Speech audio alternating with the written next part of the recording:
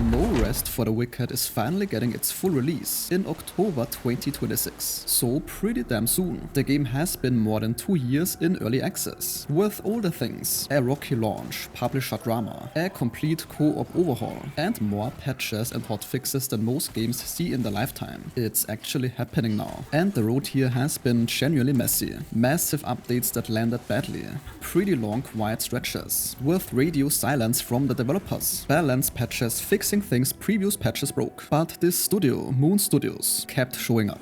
They bought back their own publishing rights and rebuilt the systems based on feedback, when other studios would perhaps just have moved on. So after this dramatic introduction, let's get through all of it. What the game actually is, what has changed, and also what's coming in 1.0, and if the game is even ready for that. Of course, No Rest for the Wicked is a complete genre shift. It is top-down camera like Diablo, but the combat is much closer to Dark Souls. Every single hit has weight, stamina matters, and of course rushing in without thinking gets you killed fast. And this combination works so well here. Visually, the game is immediately striking. It's dark, gritty, detailed, almost looks like a moving painting, very hard to ignore. The actual story takes place on a plague-ridden island called Isola Sacra. You wash up in classic fashion after a shipwreck and work your way into the world from there. There's a central city called Sacrament that you also help rebuild as you progress. Your home base for upgrading gear, cooking food, storing loot, and unlocking various vendors. It has a dark medieval setting, lots of political drama, corruption and revenge. The full story ending is coming in 1.0, but what is already there now gives you enough to care about. The combat, thankfully, is among the best things about this game. Every weapon type feels genuinely different. A greatsword is very slow and commits you to wide swings. It also feels extremely punchy to use. The dual daggers are very fast and precise. Even two swords of the same type can have completely different combos, so switching weapons actually changes how you play.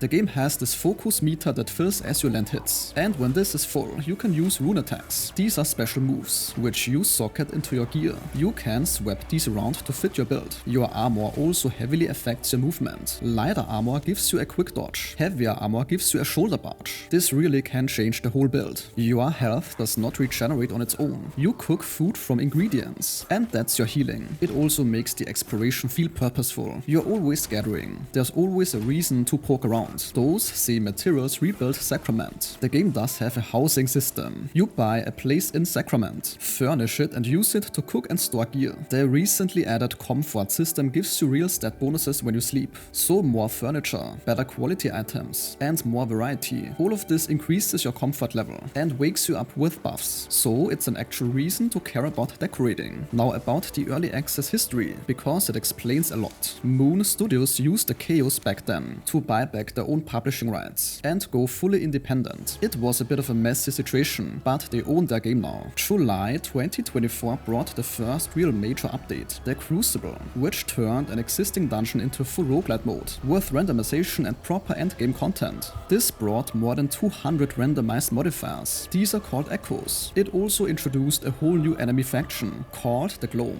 new gear systems, and the ability to upgrade items beyond their base level. For a game that was still finding its footing, the Crucible gave players a real reason to keep playing, and something that genuinely held up as endgame content. April 2025 brought the Breach patch. That means new story content, new zones, a plague endgame system, where map areas get overrun and you have to push back, and massive weapon changes. The initial reaction to this was a bit poor, but then about 2 months of hotfixes followed, and then a full follow-up patch called the Breach Refined that fixed most of this. January 2026 brought co-op. 4 players, no separate mode, no paywall. You share a world where everything feeds into the same progression, and the world persists, even when others are offline. This had a much better reception than previous launches. Since then, they have added text chat, a realm diary tracking what happened while you were away, PvP dueling, and of course regular balance fixes. Now that brings us to the gaps. The inventory is still clunky, the world feels a bit thin outside of combat, and of course the story is not complete. 1.0 is supposed to fix all of that. Around 100 hours of total content, 60 plus hours of brand new stuff, 15 or more regions, a completely rebuilt class system, new horde mode, new bosses, new weapons and the full story ending. There will be a character wipe at launch, and cross-play and cross-save between PC and PS5 from day one. There's one thing worth knowing. If you buy this on Steam before July 10th, then your Your copy automatically upgrades to the Founders Pack. So is the game ready? The foundation is there. The worry is the launch itself. Moon Studios doesn't have a clean track record, and the 1.0 here is by far the biggest thing they've ever shipped, with no early access safety net underneath it. If they stick the landing here, then this could be one of the greatest releases in 2026. And this sentence concludes today's video. If your time was respected, a like or comment is very much appreciated.